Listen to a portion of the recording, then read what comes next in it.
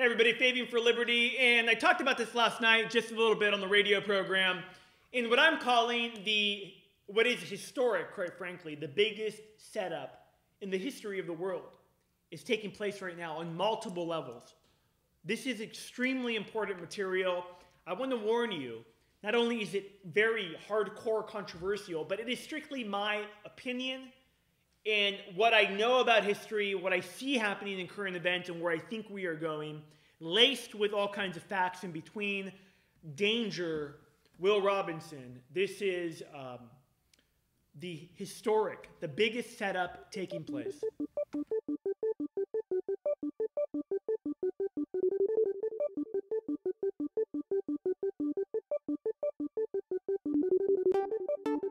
Hey everybody, Fabian for Liberty, FabianForLiberty.com.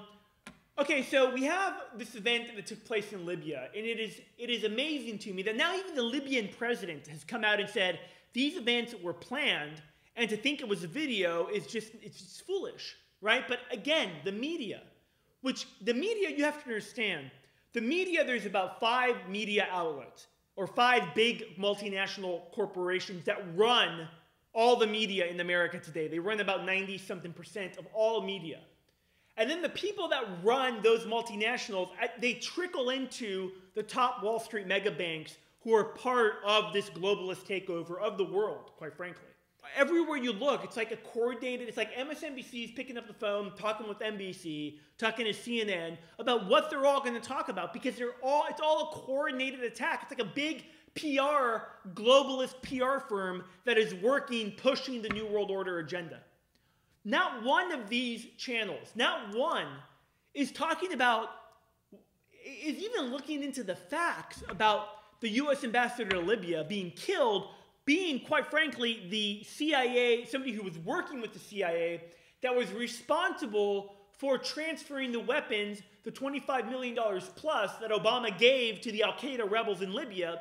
He was the guy who was giving them the weapons, facilitating the weapons in the fight against Gaddafi. They don't talk anything about that. They don't talk about how the ambassador, 3 days ahead of the State Department, getting a clear warning that the embassies are under attack. Okay, the embassies or the Libyan government, the Egyptian security intelligence agencies, telling the State Department that, listen, there's going to be an attack on these embassies, be very careful. No warning to the U.S. ambassador to Libya. In fact, he ends up going to Benghazi, which Benghazi is not the safest part of Libya. In fact, it's where all the Al-Qaeda rebels are. We know because we finance them. We fund their operation. We are the ones, and when I say we, I don't mean we, I mean the CIA finances Al-Qaeda, like I've told you before, to destabilize all these countries. But Benghazi is the heart of it in Libya. But he shows up there with really no security. It's saying 2 Marines. It's now come out that they were 2 ex-Navy SEALs. Barely no security. Nobody shows up ahead of time to kind of surveil the area.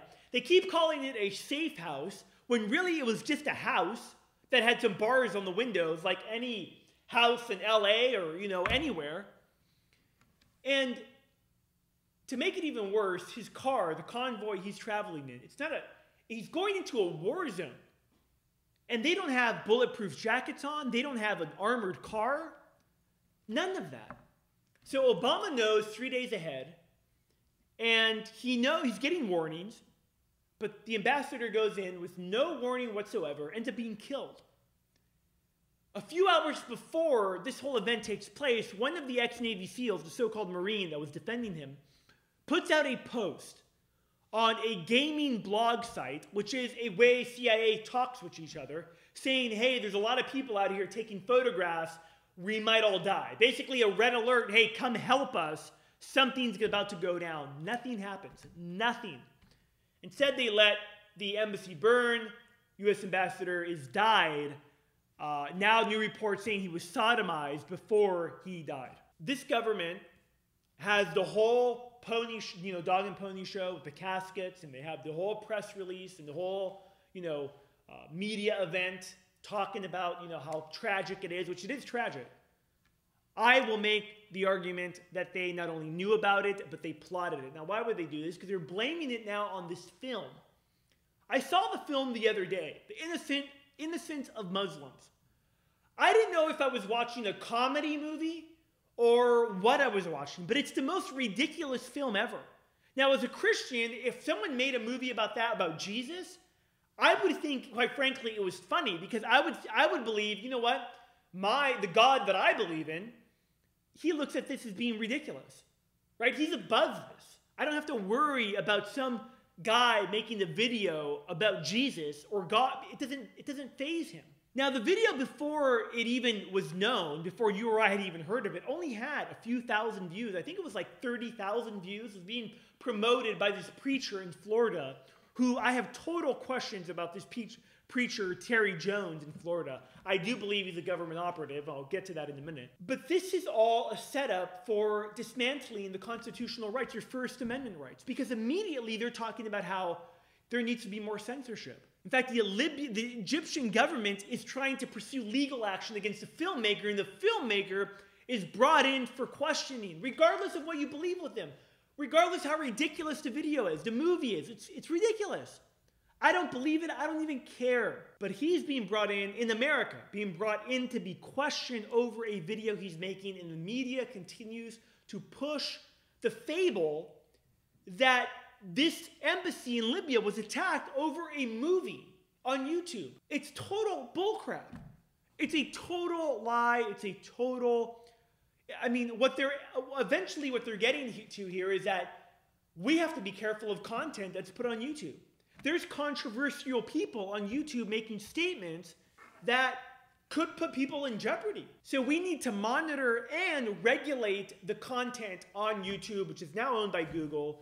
And you all know Google is in bed with the US government. And YouTube is an outlet that I use. I'm using their globalist tools against them, at least until I can. Ladies and gentlemen, the First Amendment right is under attack.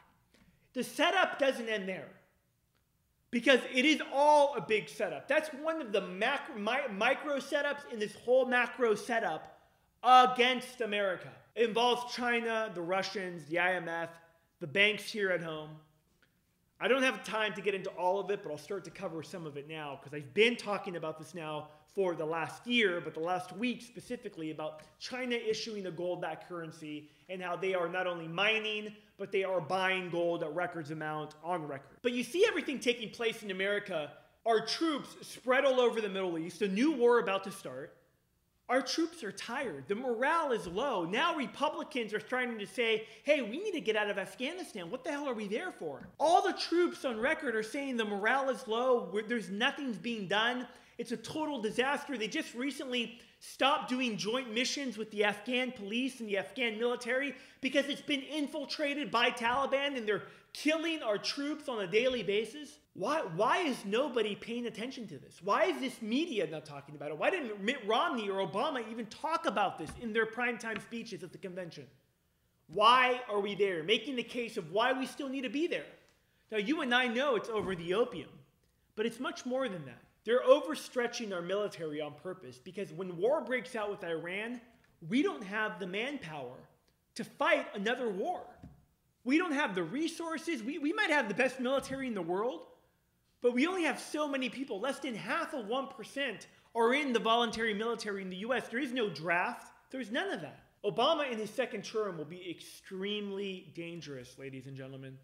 I cannot warn you enough. If there is another outbreak of war, America's enemies, who are in the Republic, have infiltrated the government. They're at the highest levels of government, both here at home and abroad. The radicals, the elite banking cartels that want to see America go under. Would be a perfect time for America to be attacked or to deal with some kind of significant threat while our military is now on a new front in war in Iran. What great timing.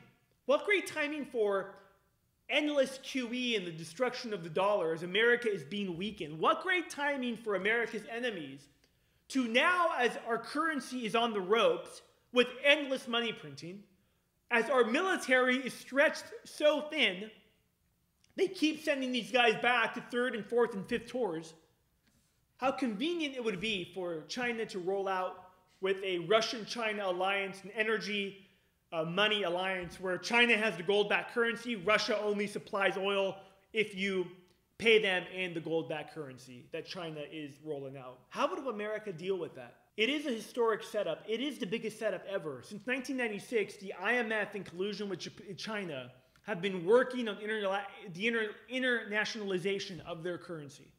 And it's continued. I mean, I've talked about this endlessly, about the bilateral trade agreements that they continue to roll out with. And they've said, look, they've already said on record, we want China to have a currency that is more part of the global economy. Let me ask you, with America's economy on the ropes, with the dollar weakening by the day because of the trillions that are being created. Again, last year, the Fed bought 61% of our bonds, U.S. Treasuries.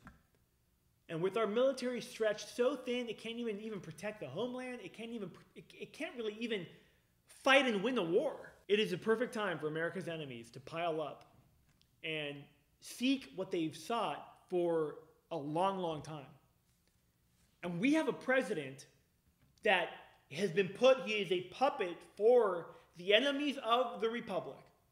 Because he doesn't believe that America should be a superpower. He thinks we're just like everybody else. We're just like, we're just like Algeria. We're just like Kazakhstan. Whether you believe that or not, it really doesn't matter. He believes that. Other point I wanted to just make real quick is that the economy is clearly on the brink. And everything you see is absolute window dressing taking place. If any jolt is felt here, it will be because of the minor sugar high of the QE quantitative easing. But it could only last so long, as you well know. The event in Libya, and I believe future events coming soon, and Obama's executive order that could not get passed, Congress could not pass the internet bill or the internet regulatory bill. So Obama is working on an executive order now to pass it. He is unchecked in the fourth term, which I believe Mitt Romney all but guaranteed Obama wins re-election with the comments he made or that were released just last night. Danger, Will Robinson. We are in serious jeopardy. It is more important than ever that you stay tuned with what is happening and understand the power of you as an individual through these times. FabianForLiberty.com. I'm your internet anchorman, Fabian for Liberty. Thanks for watching. I'm out.